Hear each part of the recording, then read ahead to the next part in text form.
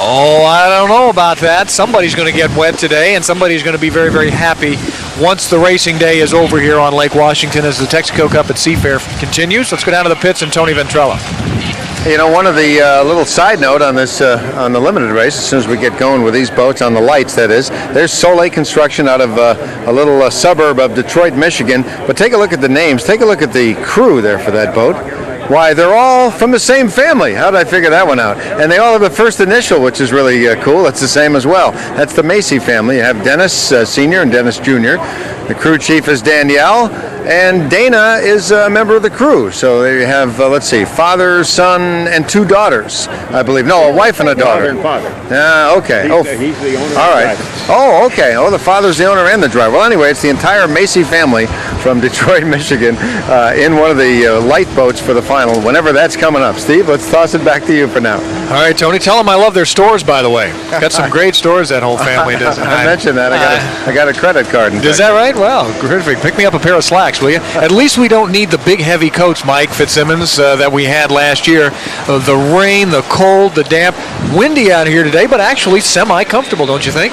Not bad. I've seen it a whole lot worse, as you have as well. And of course, we haven't broken Chip into rain gear yet, but well, sort of. We have. You know, it's really comfortable. I mean, it looks kind of gray and miserable, but it's actually been very, very comfortable out here today. This is the kind of day you can get a nasty sunburn and not know it. Right.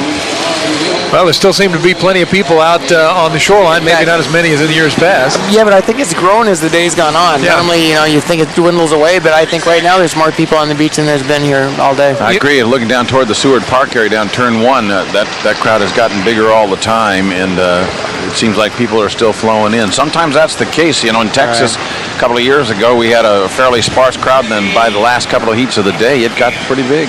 You know what's sad is that we've had 2 Seafairs now back-to-back that haven't had perfect weather, and I think we got spoiled. You know, there were so many years that the weather was just glorious that we had a couple of bad ones now, and I hope this doesn't kill the momentum that Seafairs had for how many years. You know, I mean, next year it'll probably be beautiful, and as I said, right now it's more than comfortable out here. Well, one thing I can guarantee is we will all be back next year, beautiful or not. Cairo TV will bring you the Texaco Cup at Seafair 1 year from now. Me too.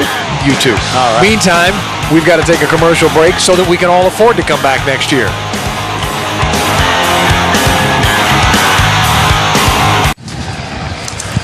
Wow, the flags continue to fly. That on a building top, I believe. Is that over in Bellevue? That's downtown across from us. That's downtown Seattle. That's my house. Oh, is it really? Yeah. Boy, lovely construction job you've done there. And it started out as a little bungalow just north of here. Wow, I just got carried away. You've really done some work. Well, the flags continue to blow, and at times in just about every direction you can think of down here along the course. It has clouded up a little bit more, although they are sparse clouds.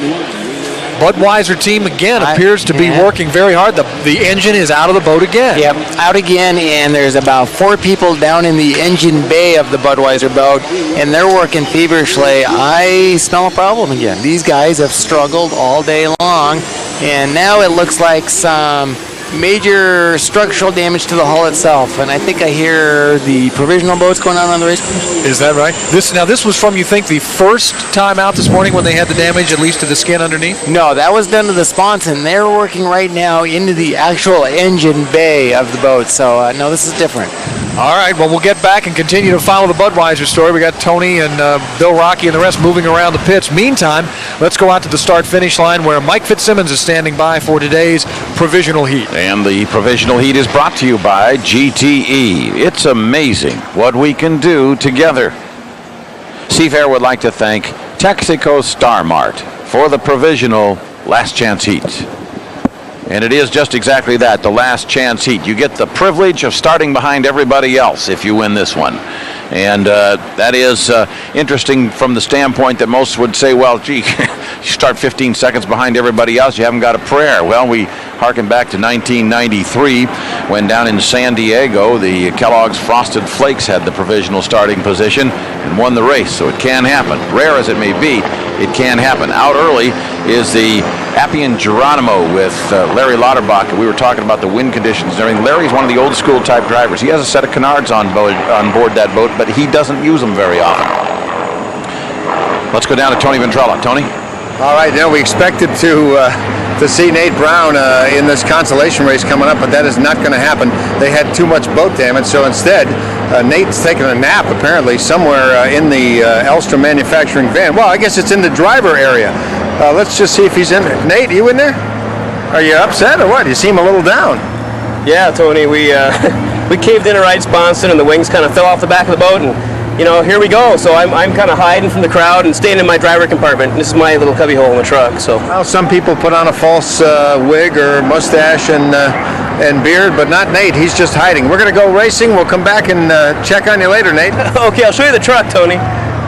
Let's go back upstairs to you guys. We'll see you later. Nice accommodations, almost as good as Chip used to get. Anyway, let's take a look at the boats that will be competing in this one. Larry Lauterbach, as we told you, first out in the Appian Geronimo. Bob Femmler's boat replacing Tom Hindley, who was injured a week ago at Tri-Cities. The boat replacing the boat that was destroyed in that incident. Mike Jones and Laurie Jones, of course, are the owners of the Muckleshoot Casino presents Miss Exide. Mike Jones in the cockpit. Nate Brown is in the compartment. He is not in the cockpit. This boat will not make a start. He in the provisional. Damage, as told to you. Scott Pierce gets another lease on life. They were fixing the boat, laid out the 3 heat, and were to come out now. And Mitch Evans in the Chelan's Mill Bay Casino will be in this one as well. And they are getting ready to position themselves now for a start. This could be an interesting heat just from the standpoint that these boats are reasonably well matched. And I think the real class of it is this one, the U98, which is the Bellevue Mazda, and I think Larry Lauterbach has a shot also. Yep. And don't rule out, if the engines are strong, don't rule out Mitch Evans. He can work the straightaways with the best of these guys, and if the wind is a problem in the turns, his heavier boat just may have a slight advantage there. So don't certainly rule out the piston-powered boat. It's been in a lot of finals, despite the fact that turbines are a bit faster than this particular boat is. We just heard from the Kiro Weather Center, and they're saying that these winds are to be here till midnight. So I just don't think it's going to get any better. In fact, this is probably going to be what we've got the rest of the day. If that's the case, the final heat strategies are going to be, batten down the hatches, because that first charge into the corner is going to be a tough one. Up against the Mount Baker Hill here, you see the white flag, which is flying from the start-finish line, is hardly fluttering in the wind. But then just across from us, the boat opposite us on the start-finish line on the course, the white flag is standing almost fully extended. So there's a real difference in just a matter of about 200 yards. I really like Larry Lauterbach in this one. Like you said in that last heat, the fact that he didn't even use a canard and he ran as well as he did and the boat looked as stable as it did. Larry's from a racing family. Henry Lauterbach, his father, is absolutely one of the legends of powerboat racing as far as a builder goes. In his last conventional boats, that's where the driver sat behind the engine, that were competitive, and they've been competitive, and in some classes are still competitive today. So this sitting in front of the engine with the canard is not what Larry grew up with. It certainly is, and he's kind of an old school. He says, look, those things are not reliable. I don't need to use them. I know how to drive a race boat. You only need one pedal in my boat. And so that's what he's got, 2 pedals, but only one is going to attract any attention from him, and that's the throttle. Larry Lauterbach will have the inside also with some advantage here. The Appian Geronimo could very well wind up in a catbird seat for a shot at the final heat, which is certainly a turnaround from where they were a week ago when they brought the boat home in a bucket, literally, just stacked up 17 pieces of broken hydroplane. Mitch Evans out there in the Mill Bay Casino boat, great driver. I think he deserves a chance in a boat in something other than a piston boat, because he is a very, very look out when he does too, because he has learned everything there is to learn the hard way with these boats. Well, the lie isn't terrific, but none of them have been all day today. We're going to put up the flag anyway, and Mitch does get a good start. Nice acceleration from Mitch Evans in the outside lane, but Larry Lauterbach has lane advantage and some pretty decent speed as they go down into the first turn. Also, here comes Scott Pierce from the 3 lane, looking pretty decent as well. Larry Lauterbach dives into the corner. There's Pierce going by him. And that sets up your corner competition right now. Lauterbach with the inside and Scott Pierce on the outside. Lauterbach took a bad hop there, but he gets the acceleration going now, and the boats start to draw together. 3rd place is Mitch Evans in the Mill Bay, and 4th place overall is the Miss Exide. The Muckleshoot presents Miss Exide. Down the back chute, Scott Pierce. Look at how stable. As rough as it is. Ooh, Larry doesn't look so stable, but Scott Pierce in that white boat, this is a great race. And both boats look very, very good. So as rough rough as it is, these boats look good. Both boats are Leland designed. Larry Lauterbach gets a nice turn on the inside. He lost a little bit of boat speed, let off just a bit. Scott Pierce comes down, puts the hammer down in, lap number 1 out front. Larry Lauterbach will not let him go, however. Something significant here. Scott Pierce did not come from the inside. Larry Lauterbach was inside of him, and it didn't look like it paid off. I wonder if the guys in the final are watching this and wondering, second guessing their lane pick. Scott leaves him just enough for a lane, and Lauterbach is really on the inside buoy row very tight at this point, coming out of turn number 1 for the second time. Lauterbach is staying with Scott Pierce. 2 Leland boats dicing out here in this provisional. These Leland boats are beautiful. I mean, every single one of them from the Pico on down all ride very, very well. I tell you, they're to be commended. Yeah, Fred Leland has some magic he puts in these race boats. This particular boat out front, the Bellevue, the Chaplin's Bellevue Mazda Subaru actually was built between the old Pico and the new Pico, so it was actually the third in 4 new boats into lap number 2. And Scott Pierce still does not have complete control of this race, although he is looking good. Gosh, they look good. Boats are running awfully nice, and the water has not relinquished at all its roughness. So these guys are just getting excellent boat rides. That's all there is to it. You know, one thing. They're going through the rooster tail. That was a nasty move, and that's going to cost him the race.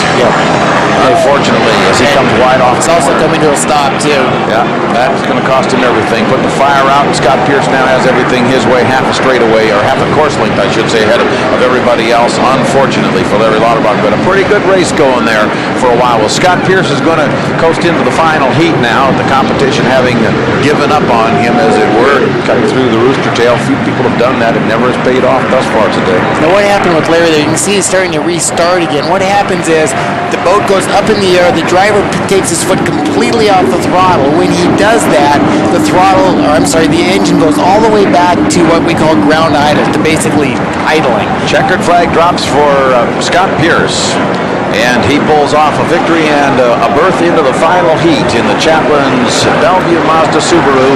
Scott Pierce in that new Leland boat. And this is the second week in a row that boat has competed, and the second week in a row that boat's made a final heat berth. Not bad. Boy, the conditions right now are about as good as they've been in the last, hour and a half. And I wish we could just run the final right now.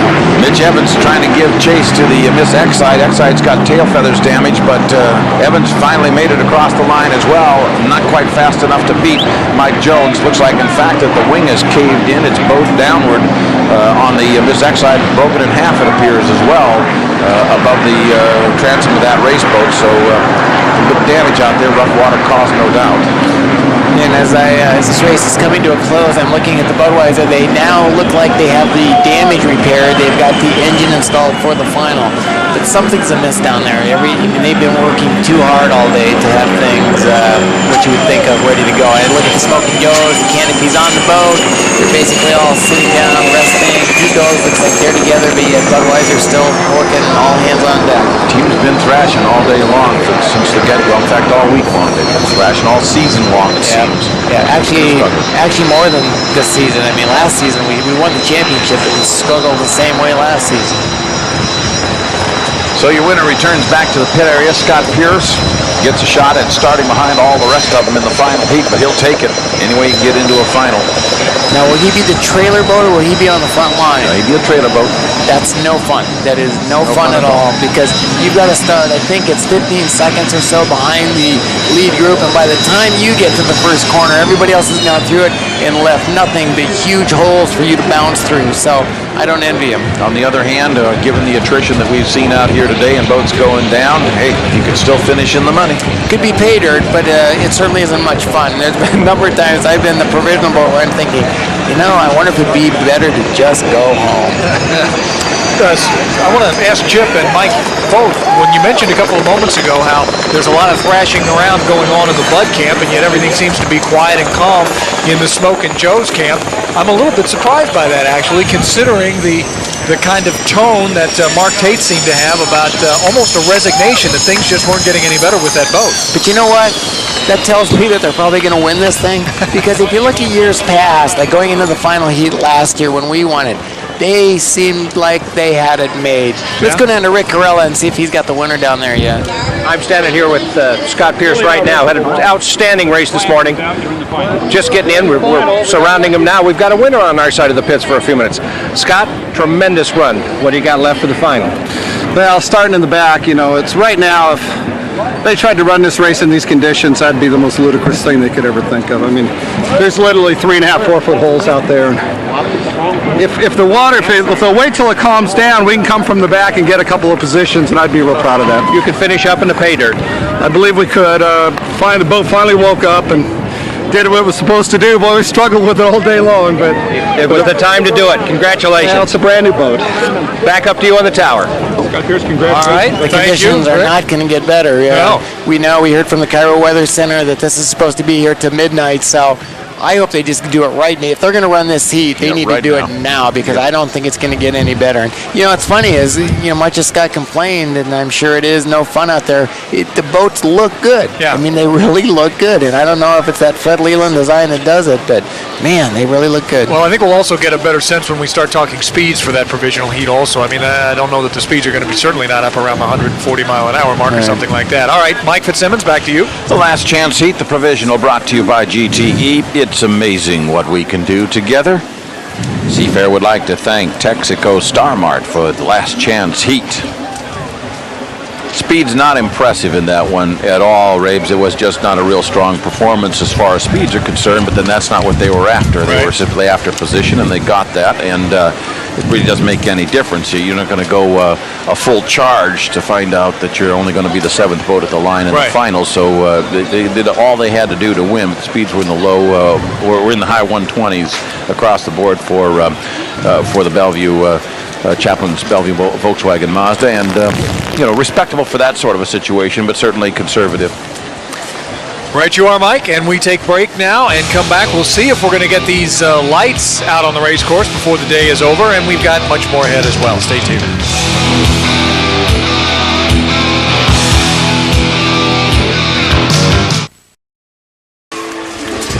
Back again at Lake Washington, and we go right to the presentation stage for some, obviously, presentations.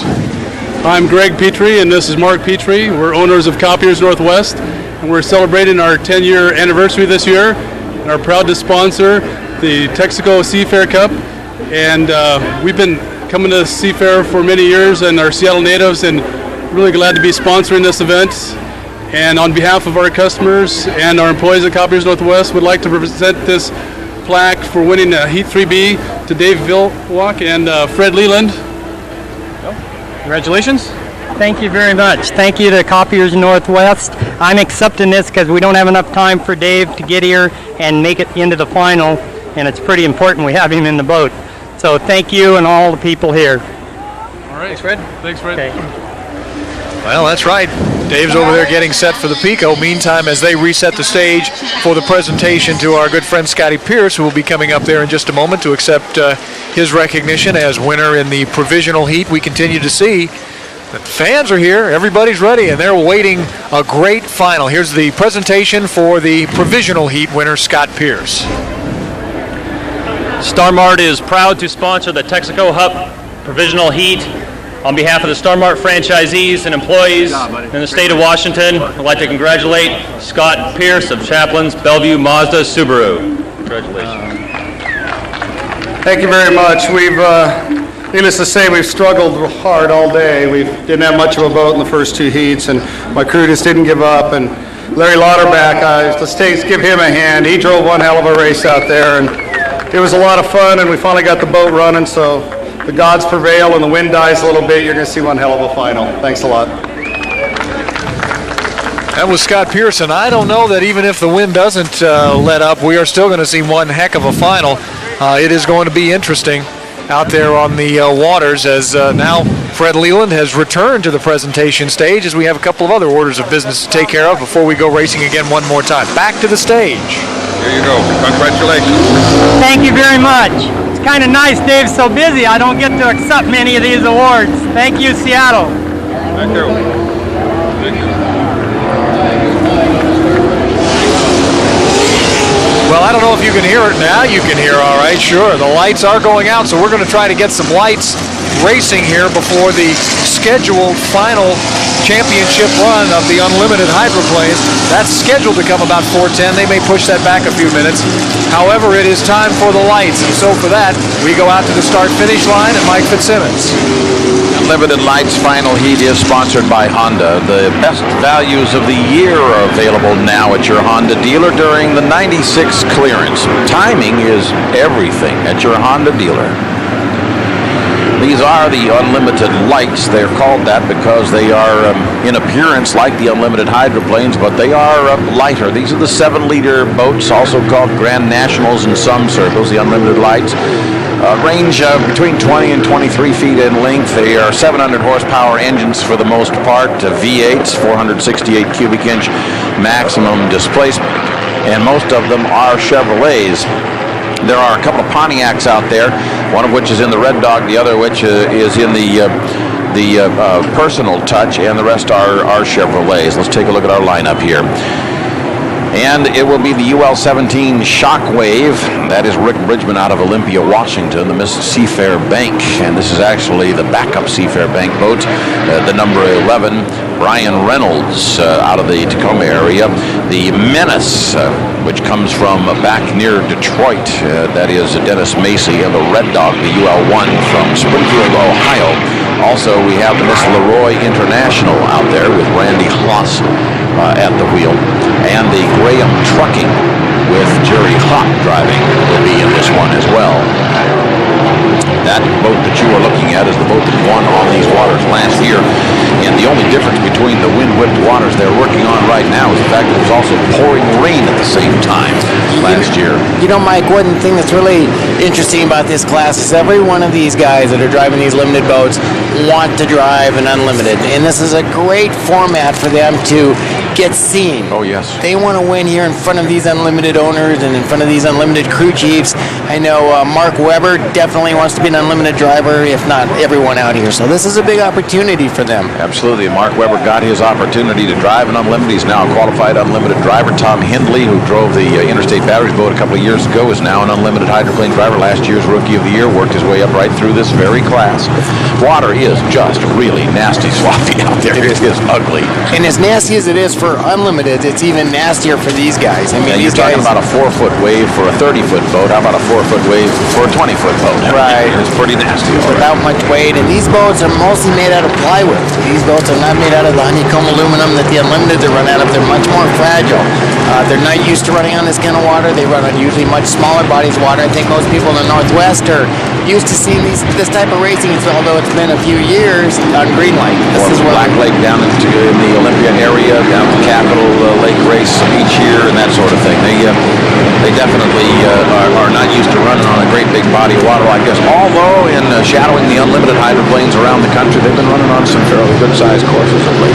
That black boat that you just had in your frame there, that boat is one amazing piece of equipment. You won't find a boat in any class that runs any better, that handles any better than that boat. It is an amazing boat. That's the boat right there, the black and pink one.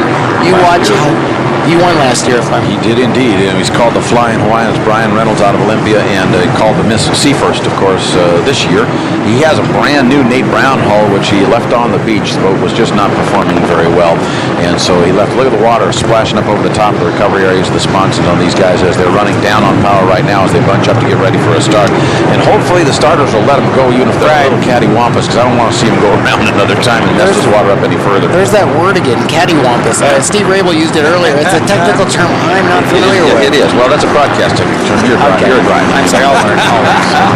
Cattywampus. That's right. Yeah. For some reason, and I'm not exactly certain why it is, the Roy International boat has gone around the upper turn, the full unlimited course, and has been left by his co-partner.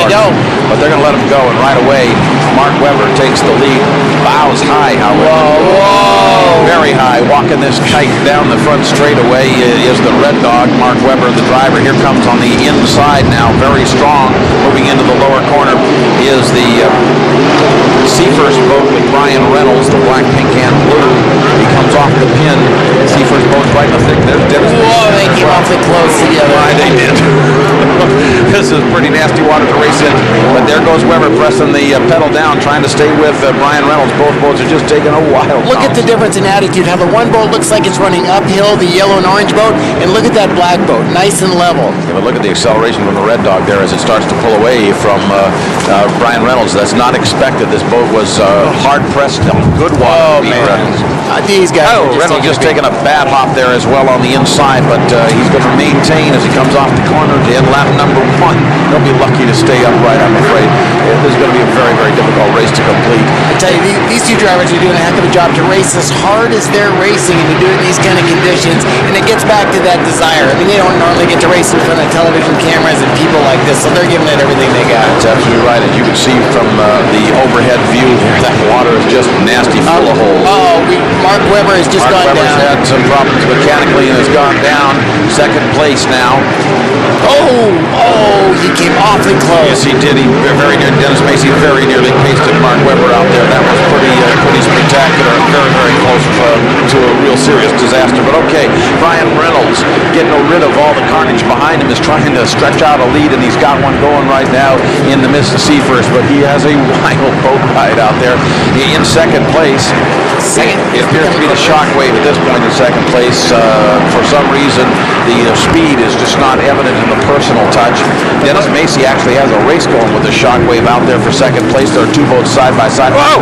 And Shockwave just pounded into a big hole and just came dead in the water in the process. There's a battle also for fourth between the Miss Leroy International and the personal touch. All right, one more to go now for Brian. Yes, Jeff, go. The wind right now is absolutely at its worst. This is the worst it's been. We just lost half of our paperwork up here. Looking down at the water, this is as bad as it's been all day. It is indeed, no question about it. But Brian is going to try to hold on for 3/4 of a lap now and win perhaps his second Texaco Cup in the Unlimited Lights class as the wind just continues to howl out here. Brian Reynolds is still your leader. We started out with 7 votes. We're down to 4. Second place is Dennis Macy now, but he is still being challenged. In the third and fourth race battle right now is a good one. Actually, it's the closest competition out there, and it's the personal touch against the Leroy International at this point. Well, I feel for these guys, Mike. These guys, you just don't get an appreciation on television, the pounding that goes on in these cockpits. I really take my hats off to them. The fact that it looks like they may all finish this heat safely is a real credit to each and every one of them. These are body beaters going on out there right now, but now with a 1/4 of a lap to go, Brian Reynolds just literally hanging on for dear life out there. Checkered flag is flying, and it probably never looks so good. Look at second place, Mike. Second place. Great battle between Macy and the Leroy International. What's it going to be? It looks like Leroy International is going to pull it off just by a nose. Randy Haas in the Leroy beats Dennis Macy in the Menace, and for some reason, just not in it, and that was a surprise. Not in it is the personal touch. Don't know what happened to Dave Bender, but he was down on power throughout that whole thing. Just a little too rough for him, I'm afraid. Still going down the back chute is the only other boat running, the 5th boat running, and that is Jerry Hopp driving the Nisquallion Trucking. And he is just surviving this race course out there. And I guess, Chip, the best news is that everybody did survive it, even though a few of them didn't seem to mechanically. They're all still shiny side up. Yeah, Mike, I got to tell you, too, I got to believe that the Seafair race officials and the Unlimited Hydroplane officials are just happy that they didn't have any kind of real incident, because had that stopped everything, slowed everything down to have to perhaps recover a driver in a blown-over boat to slow the rest of the afternoon down under these kinds of conditions that appear to be only getting worse, they can't want that. No, they certainly cannot want that, and they're not going to waste any time getting the final heat off either. It's going to go at 4:15, just about 7 minutes from now, and they'd be well advised to get it done as quick as possible. Well, Mike, I'm seeing something, though, that might be contrary to that. The Budweiser was picked up and was being put into the water. Looking down now, the Budweiser has been picked back up, and they're putting it back on the trailer. That might mean they've been given word that there's going to be a delay. Now, I believe the boat that just won that race might have some damage, because if you look at the driver's arm, that means he's calling for the crane. He means, I need a crane. Yeah, the right front sponson deck is gone on that boat. And what he wants to do is get a crane, a hook on it as quickly as possible, because when he stops having motion forward, that's when the boat fills up with water and sinks. So he wants to get a hook on that as quickly as possible. I would guess that the runner underneath is gone also, which has blown that deck off. And this is the second year in a row in which this has happened to him. He had damage being hit by another boat last year, so he has come home with boat damage, but a victory both times. Unlimited Lights Final Heat was sponsored by Honda. The best values of the year are available now at your Honda dealer during the 96 clearance. Timing is everything at your Honda dealer. And it appears timing is going to be everything if we're going to complete this Texaco Cup, too. Mike, it appears now the officials have said 4:20 for the 5-minute gun and 4:25 for the championship race here. As Chip properly noted, yeah, they were ready to pick the Budweiser up and put it in the water because the original word that we had all had was a 4:15 start.